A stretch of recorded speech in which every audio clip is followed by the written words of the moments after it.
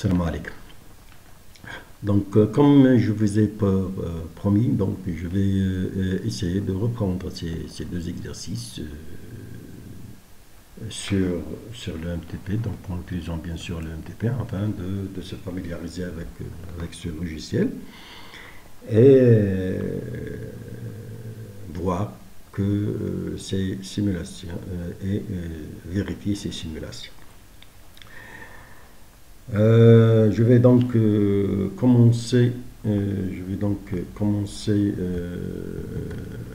Le logiciel. Donc, il suffit de cliquer sur cette icône-là pour avoir le logiciel.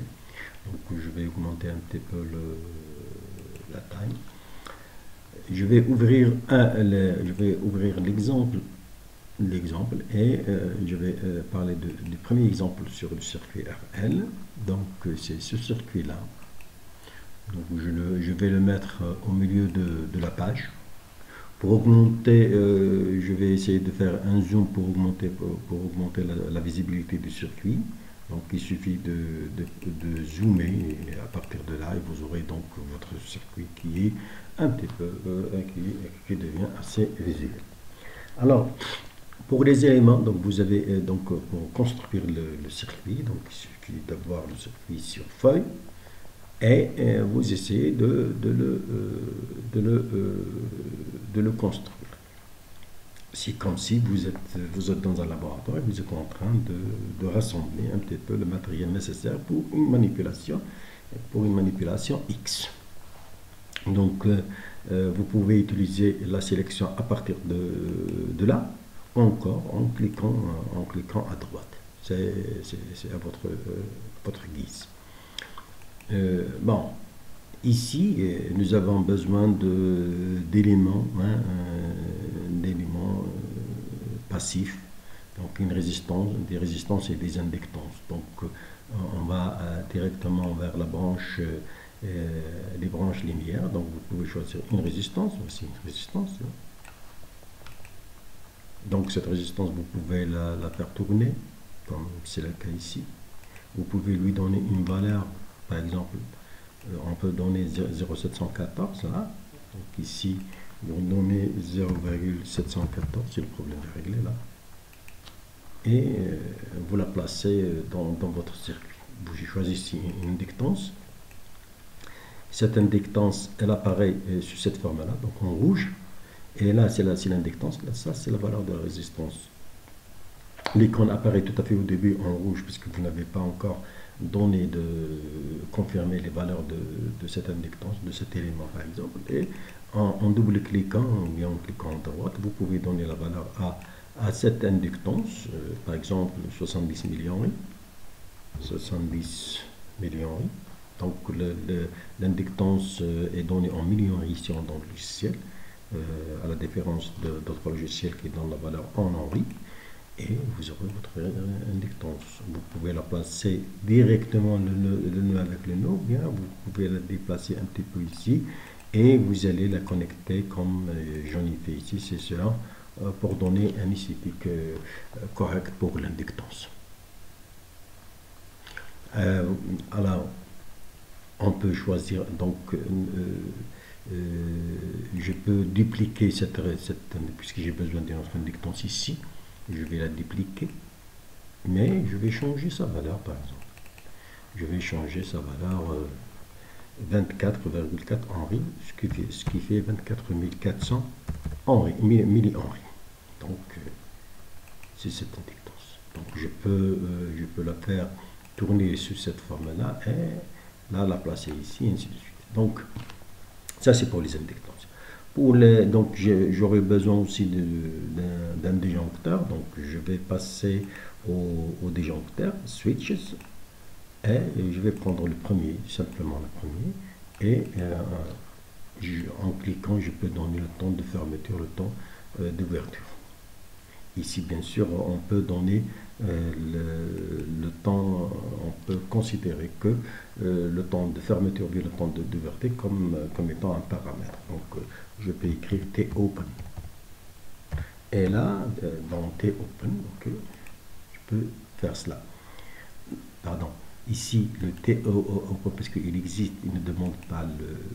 Mais ici, par exemple, vous dites TO, là, le logiciel il vous informe que cette variable TO n'est pas déclarée. Donc, n'oubliez pas, ou bien il faut se rappeler de lui assigner une valeur. Donc, on va assigner une valeur à ce TO-là. Et vous dites yes, ok. Et maintenant, cette variable est et ce sera la même chose pour les autres. Alors, pour les sources, donc vous allez vers la partie de source. La partie source, et vous choisissez la première source là. La première source, c'est une source donc, de tension de courant. Donc, une fois que vous cliquez sur cela, donc, vous pouvez donner les valeurs nécessaires à cette source. Et à cette source, et vous faites OK. Hein. Ça, la source, elle devient comme ça. Vous pouvez aussi la faire tourner, la copier, l'utiliser plusieurs fois. C'est à votre guise. C'est votre... Alors, si je veux que ce nœud soit lié à la Terre, donc c'est simplement il faut cliquer à droite et le mettre à la Terre. Comme c'était le cas ici. Bon, là, ici, la source, elle est directement mise à la Terre. Et là, pour ces valeurs-là, c'est simplement une écriture. Vous avez ici une icône qui va vous permettre de faire de l'écriture. Vous pouvez cliquer sur cela. Vous écrivez par exemple 184 ohms, le grand W là. Et une fois fait, donc vous pouvez changer l'écriture ici. Donc je change la fonte. Donc je vais utiliser par exemple Cambria ou bien symbole S.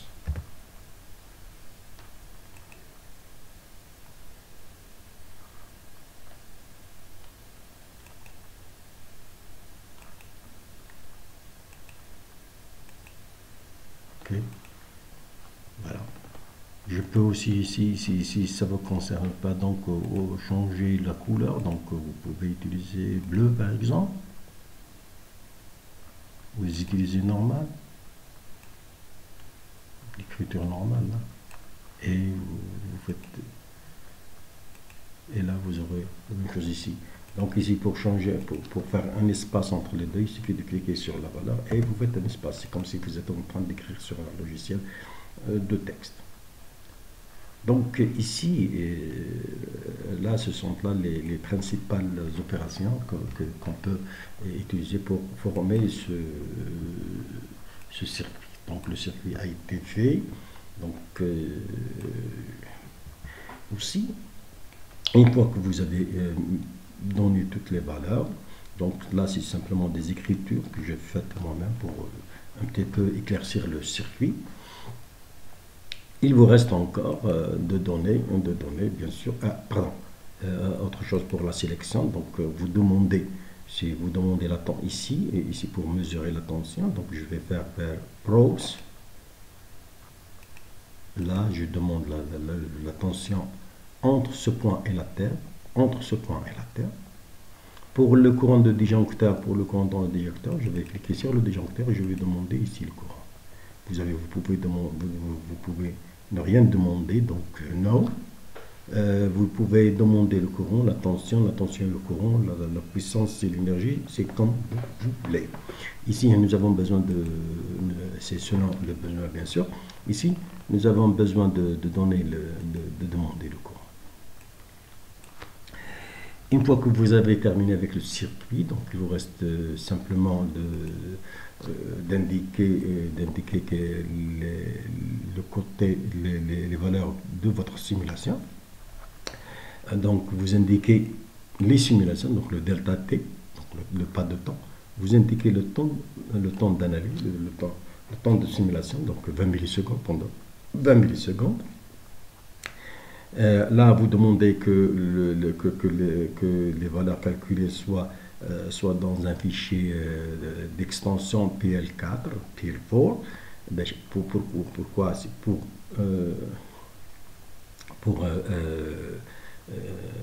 justement tracer le cours.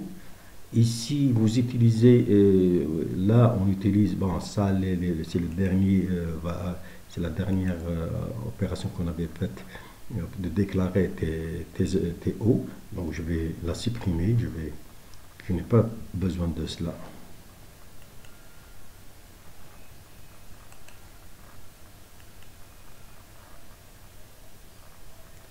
Je vais, voilà. Et je vais demander les valeurs là. Regardez là. Donc, ici, l'inductance, elle est dotée d'une résistance.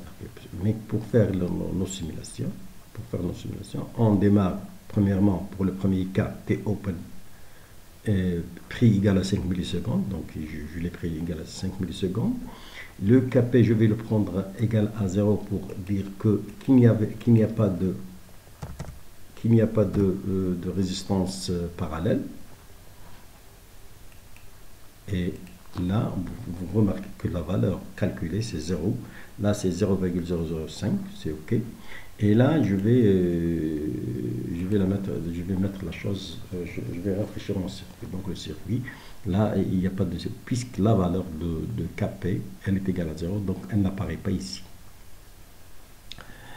En faisant la simulation, donc il suffit de simuler. Donc, la simulation va se faire sur 20 millisecondes avec un delta T de 10 puissance moins 4. Donc, je vais faire la simulation, c'est OK. Et là, je demande les résultats. Bon, ici, les résultats. Donc, la tension de source, donc c'est, comme vous pouvez le voir, c'est une sinusoïde de valeur maximale de 400. Si je prends la valeur maximale, c'est 408 kV.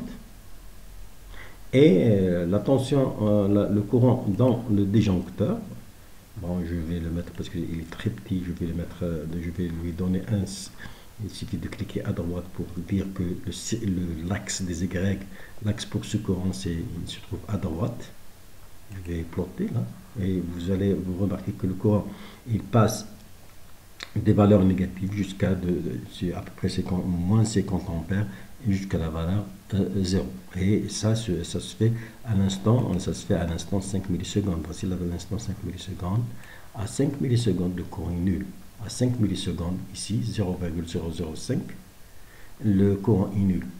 Et la tension est égale à 408 000 10 puissance 5. Maintenant, pour la tension en borne de ma charge,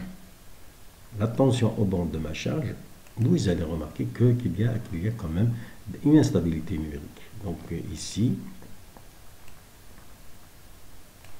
la tension, elle suit, en borne de la charge, elle suit exactement la tension d'alimentation, mais juste après le temps, elle commence à osciller entre les valeurs maximales. Voilà, 0,26, ce qui est. Donc si vous faites un petit zoom ici, pour voir le cas, regardez là. Donc c'est ce qu'on avait vu et le 0 il est là. Le 0 il est là. Puisque la charge, l'axe pour la charge c'est l'axe de gauche, donc le 0 il est là. Il est là. Je peux par exemple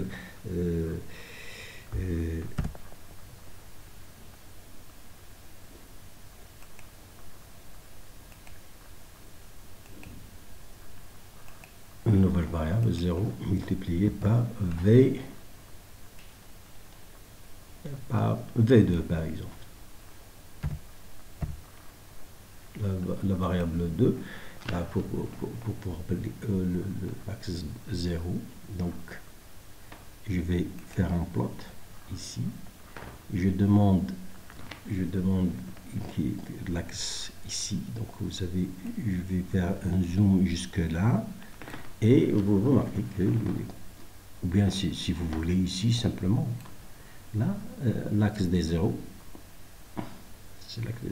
ici c'est un truc, c'est simplement pour faire apparaître le 0, c'est tout. Et vous avez entre deux valeurs il y a une oscillation. La même chose si je change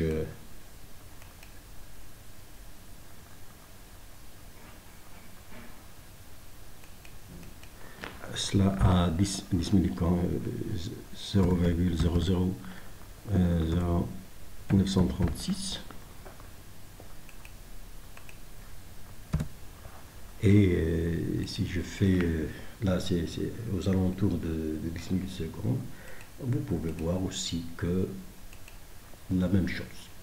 Donc la même constatation qu'on peut voir, et j'ai déjà expliqué ça. Là c'est pour vous dire que les calculs sont corrects. Si je change maintenant la valeur de cette inductance à, disons, à la valeur de 20, et de 20, donc je vais faire apparaître cette résistance de RP, là c'est RP, et je ferai une simulation, donc c'est toujours pour 5 millisecondes, pour 10 millisecondes là, et vous aurez,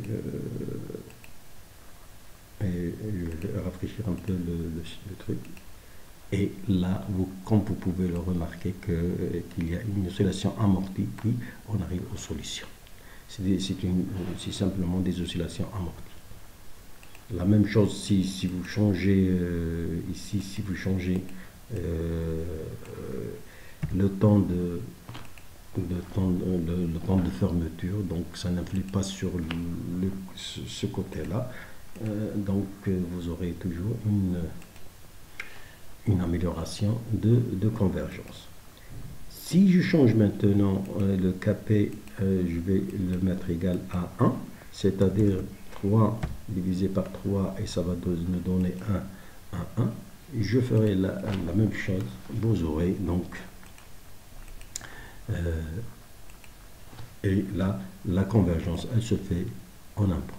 Et c'est la même chose si je change le temps de fermeture. Là, ça concerne le premier exemple. Eh bien, la même chose est constatée si on fait le deuxième exemple. Pour le deuxième exemple, pour les capacités, donc la même chose, je le mets en T, j'augmente un peu je fais un zoom pour que ça apparaît d'une manière correcte. Donc ces capacités-là, c'est 0,1 avec un KS, je lui mets un KS ici pour qu'il puisse apparaître ici. Là, vous avez une source triphasée, donc voltage, 3 phases, et elle est de l'ordre de 98 à 89 800 avec une fréquence de seconde pour dire c'est une sinusoïde. Vous avez un transformateur, donc nous allons voir dans les cours qui suivent comment modéliser les transformateurs, donc c'est ça. Et vous avez les phases, la phase A, la phase B, la phase C avec des capacités de 0,1. Bien sûr, ici, il faudrait mettre à jour la valeur, donc KS est égal à 0. Et là, pour mettre, on va enlever, on va mettre à jour. Donc, vous avez des capacités dont la résistance RS est nulle. Donc là, c'est RS est nulle. Et je vais fermer mon disjoncteur là. C'est simplement à 0,5 millisecondes, comme ça a été fait dans le cas comme ça a été fait pendant l'exemple étudié dans le cours. Alors là, je ferme à 0 et je vais tout simplement, je vais simuler. J'aurai donc ici je vais charger le second exemple. C'est le premier exemple, c'est M. Donc il commence avec un M. MEI, instabilité, c'est la capacité, c'est celui-là.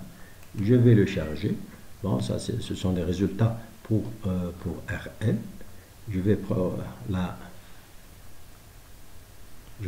un deuxième plot.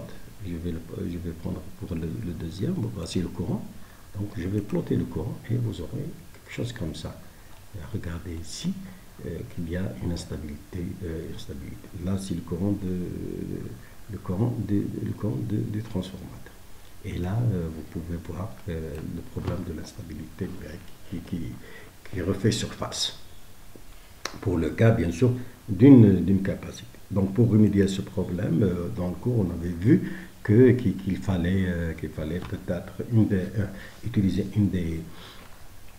des solutions. Une des solutions, c'était d'utiliser une résistance CIR. Donc ici, je vais la prendre. La première valeur, c'était 3 sur 20 qui était de 0,15. Et vous allez remarquer là qu'il y a un 0,15. Un 0,15. Donc je vais les mettre à jour ici pour qu'elles soient visuelles dans le graphe, dans la partie graphique. Donc cette résistance-là, elle est prise égale à 0,15. Non, c'est 0,15 par 1, delta T sur 2, c'est, je veux dire. Donc 3 de 0,15, ce qui veut dire une résistance de 7,5 ohms. Je refais la simulation et dans ce cas, je vais... c'est là. Je vais rafraîchir et là, vous pouvez...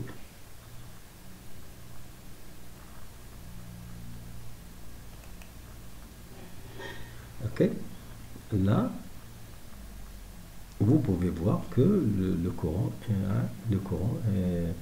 atteint sa valeur d'origine permanente 2, donc le courant de court-circuit, après un certain temps où les tensions ont oscillé, ou bien où le courant a oscillé. Regardez ça, c'est des oscillations, mais quand même, il converge ici. Donc le courant de court-circuit, c'est ce courant-là, il est à peu près... bien sûr, il est sinusoïdal et sa valeur maximale, c'est où là, le 0, il est là. Donc, on peut augmenter le temps et voir ce qui se passe. Alors, en changeant bien sûr cette fois-ci la valeur à 1, c'est-à-dire je vais mettre 20 divisé par 20, et dans ce cas, le KS c'est 1. Et vous allez remarquer que la convergence, elle se fait simplement elle se fait en un circuit. Et la valeur, elle est là. Bien sûr. D'accord, 22 ampères. Donc, ceci dit, je termine là cette présentation qui est quand même... assez importante pour l'utilisation des logiciels. Vous pouvez vous-même refaire puisque vous avez déjà le logiciel, donc vous pouvez vous-même reprendre ces exemples et les mettre en évidence. Je vous remercie pour votre attention et à la prochaine présentation.